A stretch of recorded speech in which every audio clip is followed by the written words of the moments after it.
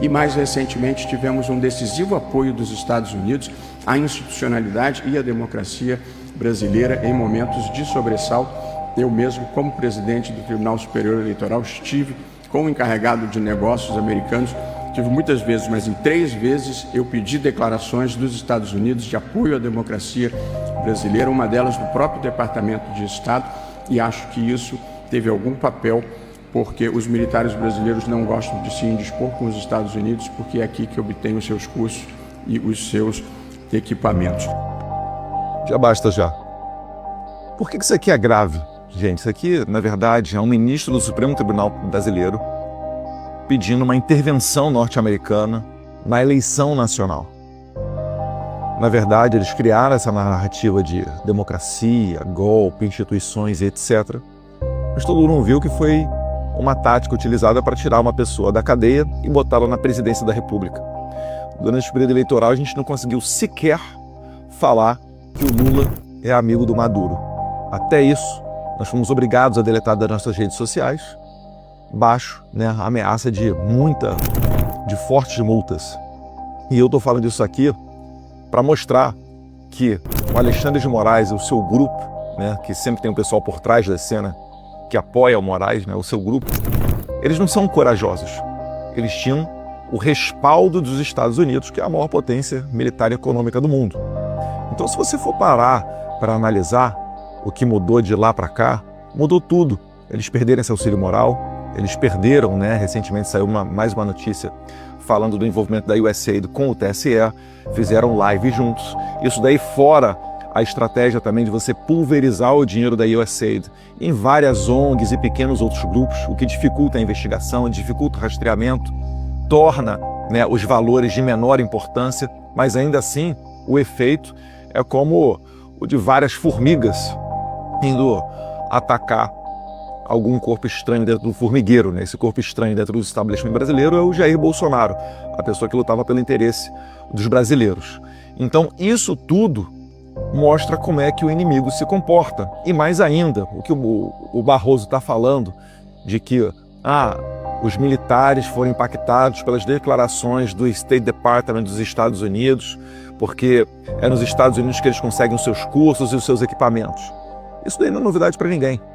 O Brasil, por exemplo, ele entrou na Segunda Guerra Mundial graças muito ao embaixador do Brasil nos Estados Unidos, Oswaldo Aranha, que puxou para o seu lado o Estado-Maior do Exército, o general Góes Monteiro, e começou a fazer exercícios conjuntos entre as Forças Armadas dos Estados Unidos e do Brasil, o que culminou numa parceria tão grande que os americanos construíram a base militar de Natal, que era o último ponto de abastecimento das tropas aliadas antes de irem principalmente para o norte da África. E isso daí fez total sentido naquele momento, porque o então ditador do Brasil, Vargas, ele flertava muito com os sistemas do nazismo e do fascismo. E o Oswaldo Aranha teve muita inteligência em trazer os militares para perto dos americanos e assim colocar o Brasil na Segunda Guerra Mundial do lado correto. O Barroso basicamente fez a mesma coisa, ele fez uma análise de onde é que estavam os perigos, ele viu que eles não dominavam as Forças Armadas, viu onde é que pode haver ali um calcanhar de Aquiles, um ponto de interesse, e a partir daí traçou uma estratégia para quebrar as pernas dos militares. E basicamente ele fez isso daí. Tanto não é à toa que ele fez isso, que cerca de um ano antes da eleição, começaram a descer várias autoridades americanas no Brasil. Eu destaco aqui muito o William Burns, que era o então diretor da CIA, o Jake Sullivan, que era o conselheiro nacional de segurança, a Victoria Nuland, a subsecretária para assuntos de política, e vários outros. E abertamente, quando você fizer essas consultas públicas, você vai ver que eles sempre tratavam, dentre outros assuntos, de democracia. Então, você consegue ver esse caldo todo se formando, e você também consegue perceber que hoje em dia, com a administração Trump, e é por isso que eu comemorei muito a eleição do Trump, esse aparato estatal todo ruiu. A gente está em vias de ver aí o Mike Pence, Deus quiser, em breve, fazendo seu depoimento na Comissão de Relações Exteriores e Defesa Nacional do Brasil, para falar com mais propriedade até onde foi esse tentáculo norte-americano da administração Biden dentro do governo brasileiro. Porque o Mike Pence, ele era funcionário, servidor de dentro do State Department. teve acesso a muita coisa que o público em geral não teve.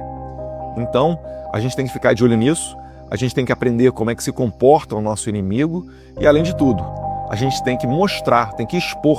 Por mais que a gente saiba que isso não vai dar, pelo menos agora, num processo de impeachment de um ministro do STF, né, com base nessas declarações aí do Barroso, eu não tenho esperança de que isso aconteça nesse atual Congresso, mas cabe a gente perguntar aos nossos candidatos ano que vem, ao Senado, à Câmara também, qual é o posicionamento deles sobre esses fatos, porque a gente não pode ver um ministro do STF dizendo que vai pediu ajuda aos americanos, que numa palestra diz que derrotou... Nós derrotamos o bolsonarismo! Fazer isso tudo que eles fazem e depois virem para cima do deputado federal mais votado da história e querer pegar o meu passaporte embasado nas, entre aspas, acusações da dupla debilóide do PT, né, o Rogério Correia e o Lindbergh Farias, que depois confessaram que o Alexandre de Moraes pegaria meu passaporte de qualquer maneira, mas entender como legítimo deputados do PT pedindo para pegar meu passaporte sob o argumento de que eu estava indo muito aos Estados Unidos.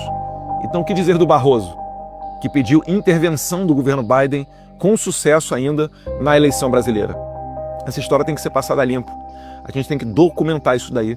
A gente tem que levar isso daí ao conhecimento dos congressistas norte-americanos para que, a partir daí, medidas enérgicas possam ser tomadas.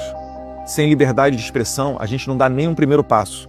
Eu sei que muita gente fica desesperada na internet. Poxa, Eduardo, mas nada vai acontecer, a gente fala, etc. Não, não, não. Já está acontecendo. Se você não estivesse falando, eu não estaria nesse momento aqui nos Estados Unidos, entrando, né, nos gabinetes de autoridades e levando ao conhecimento deles tudo isso daí que está acontecendo. Eu só consigo levar ao conhecimento porque está tudo público.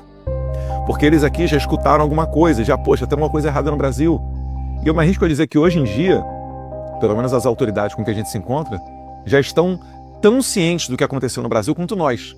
E existe um constrangimento, né, ainda que não tenha sido durante a gestão deles, foi na gestão anterior do Biden, existe o constrangimento aqui nos Estados Unidos deles terem contribuído de alguma maneira enquanto país para regimes como o regime atual brasileiro.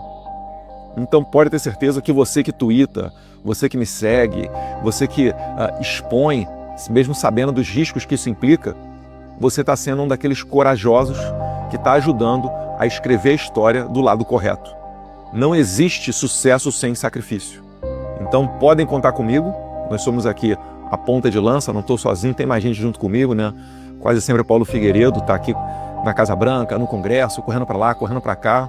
A gente praticamente um trabalho voluntário, tá? Eu tenho apoio de algumas pessoas, mas não é nem assim 0,00001% do que a esquerda faz com dinheiro público, até porque a gente tem escrúpulo, né? A gente não assalta os cofres públicos para fazer aquilo que a gente entende certo.